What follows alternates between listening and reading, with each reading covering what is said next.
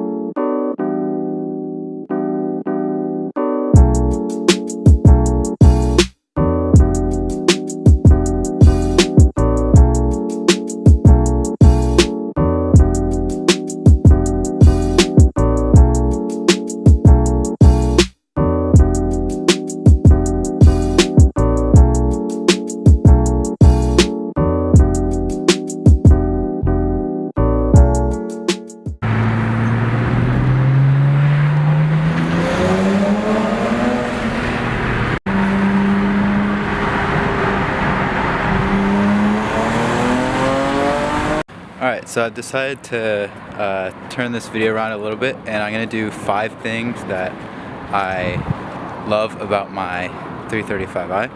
The first one is the tunability of the engine. The N54 is a really widely used platform that a lot of companies have like taken advantage of and developed like really great products for.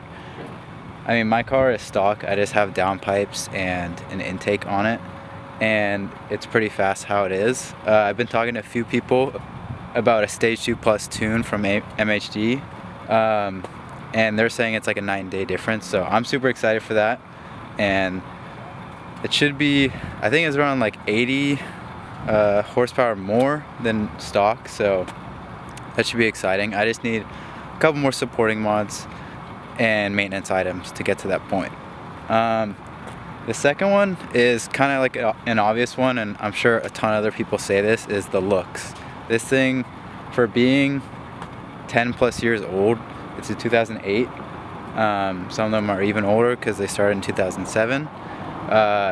It looks great, and with the updated LCI taillights and different headlights, this car looks like phenomenal. And that's what I have planned for. I'm gonna do all the LCI stuff, so taillights, and then headlights I'm planning to do like some sort of 3/4 DTM angel light that's probably custom built by someone who makes those lights. And then probably do the M-Tech front and rear bumper eventually, probably the front first since the front is much worse than the rear. And then I'm going to be doing Apex wheels, probably 17-inch like concave front and rear, just so I can fit a lot of sidewall, because I like a Meteor tire setup. I think it looks way better than like an 18 or even 19, which I don't even know how people run 19s on these cars, because 19s only really look good on M3s. The third thing is the handling, and this is not in any particular order, but yeah, the handling on this car is great. It is a little bit mushy compared to M3s, and I think I only feel that way because I've been in Spencer's M3 a million times, and I know how that handles and how great it feels, even on the stock suspension. But yeah, the 335i has pretty solid handling. I will be doing the M3 full control arm suspension overhaul and getting coilovers at some point. I think I'm going to start off with like H&R Sport Springs once I get my new wheel and tire setup, just because it's the budget way. It's like $200-300 for springs, and it shouldn't ride that much worse. It'll be a little bit stiffer. For a car that I bought for under $10,000, it handles great. It gives you a lot of confidence. I think my car definitely needs an alignment. It definitely needs new tires. These tires are as pretty much as old as the car. The manufacturing date on the tires are actually 2010, so they're not the best. But I'm trying to hold out on new tires until I get the new rims, because there's no point in spending money on tires that I'm only gonna have for like a month or two. Okay, number 4 is gonna be the sound of the car. I actually didn't think I would like it too much. I mean, it can get really raspy at certain RPMs if you have the wrong exhaust on it. And they do kind of sound like a swarm of bees with the wrong exhaust. But I just have catless downpipes on it and the Golf Tee mod, and it sounds great. I'm definitely going to be doing the PE mod, which is where you cut out like the center section of the mufflers and then you repack it with all the stuffing so it doesn't give you too much drone or rasp. So I'll be doing that somewhat soon. I actually want to get MHD before I do that so I can turn off the cold start, because I live in an apartment community and the cold start on this car is already pretty loud and I already feel really bad every time I start it up in the morning. But yeah, the sound is really great for just catless downpipes. The last thing that I really love about this car is the little handles that hand you your seatbelt every time you get in the car.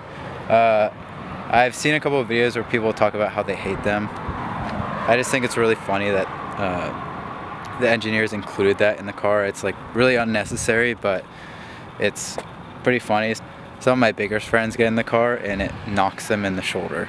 And I don't know, I've gotten some pretty funny reactions out of people just because they're like, what the fuck, like, why is this thing like poking me?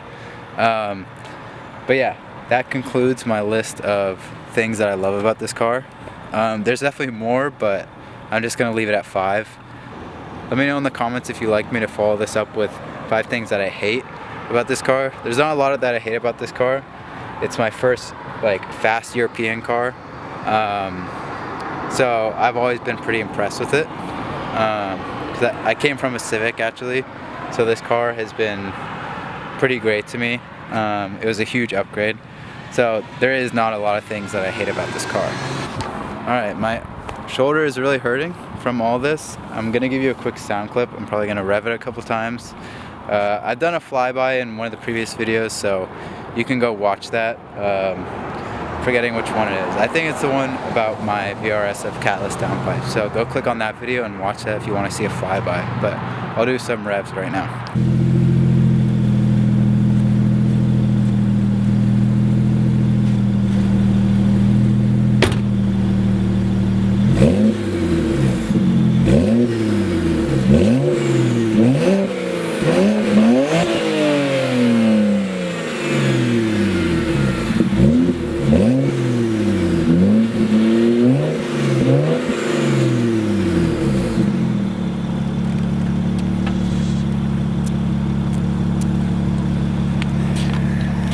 Alright, that's enough. I'm at my school, so it's probably a terrible idea.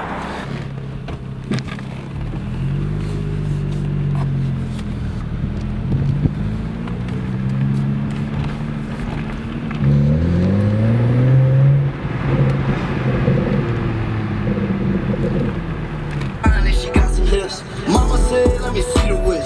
Boy, you know, light and dark don't mix. Mix it up, boy, back. And I got a colorful aura, like I got neon dust. Alright, I forgot to mention one thing, because I always forget about it when I'm not listening to the sound system, but the sound system in this car is so good. Like, it might just be because I came from a Civic that had probably like 2 blown speakers and the sound system had like no bass at all. But this car actually has a Logic 7 system, which is the upgraded one, and it sounds so great. There's no way to get it on video, but if your friend has one of these cars or you have one, you'll know.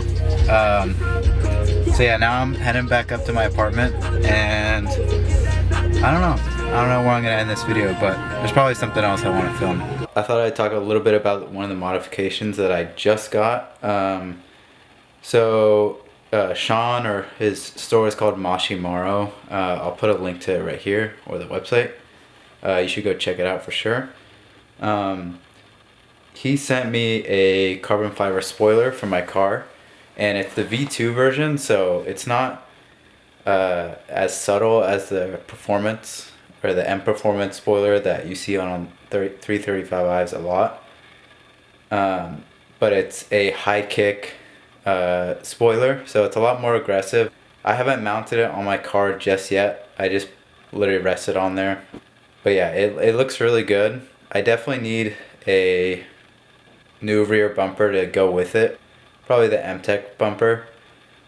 And I definitely need new wheels to go with it because it kind of looks funky with my stock car, stock ride height, and then this huge carbon fiber kick spoiler on the back of it.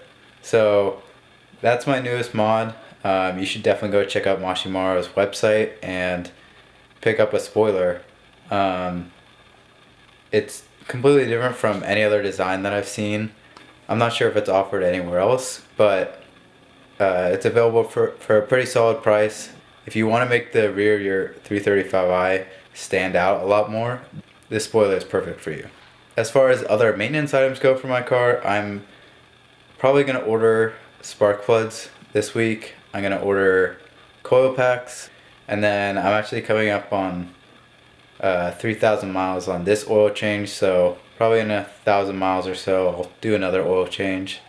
And then I still need a charge pipe, and I'm gonna go with a tile blow-off valve to pair that with, because I don't want the stock diverter valves, especially if I'm upgrading to a stage 2 plus tune. I'm pretty sure the stock diverter valves can't handle that much boost. I have a few other small modifications for my interior in the works. I'm definitely going to be getting a red start button. I want to get an Alcantara shift boot. I want to get the M Performance shift knob, the one that's like silver with the Alcantara on it. I think it'll go really well with the shift boot and the silver trim that's already in my car.